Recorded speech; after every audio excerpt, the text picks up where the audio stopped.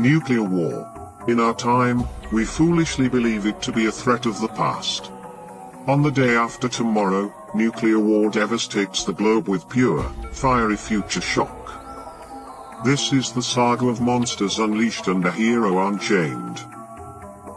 Hercules Unbound. The day after tomorrow. On a remote uncharted island in the Mediterranean. It has been 4 weeks following nuclear Armageddon. A demigod cries out in triumph. He is free. The demigod fears he might be mad. Only the death of his nemesis, Ares, could cause his chains to break. It is then the demigod hears a scream. Hercules leaps into action. A lost mariner on the shore is fighting the demons that protect the island.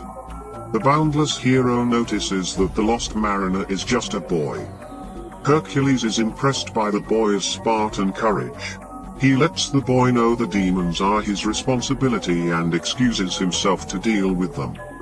Apparently, demons hate water. Hercules asks the boy if the dog might bite. The boy is confused by the question. Is his demon fighting rescuer afraid of dogs? Our hero replies he is more worried for the dog. A demigod's skin is quite tough on a canine's teeth. The boy informs Hercules that the dog, Basil, likes everybody. The dog's name strikes Hercules as an odd name for a pet.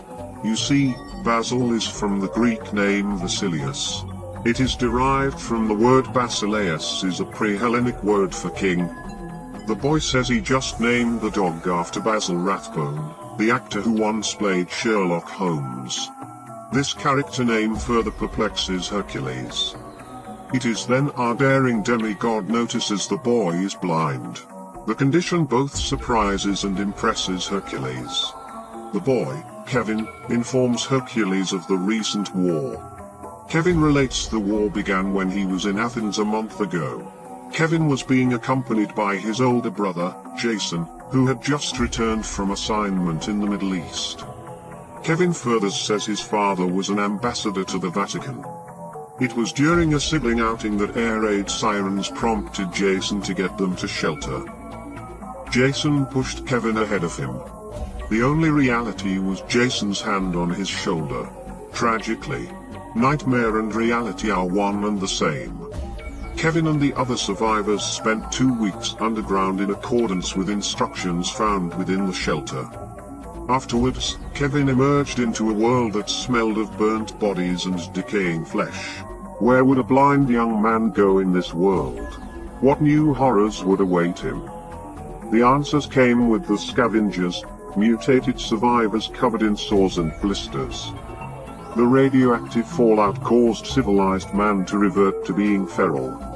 And these feral mutants were hungry. Miraculously, Kevin was led to a boat by Basil. According to Kevin, one does not have to see to trim a sail, but one must see in order to navigate. Equally miraculous is Kevin's arrival on the very same uncharted island where Hercules was being held prisoner. Is it me? Or is there something odd about Kevin's backstory? Is he Tiresias, the blind character of myth? Or is his dog somehow magical? Perhaps even Zeus?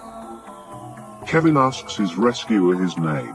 Knowing the truth might seem far-fetched, Hercules asks if the boy trusts him. Since Basil does, so does Kevin. Upon saying his name, thunder and lightning gather around the god of strength.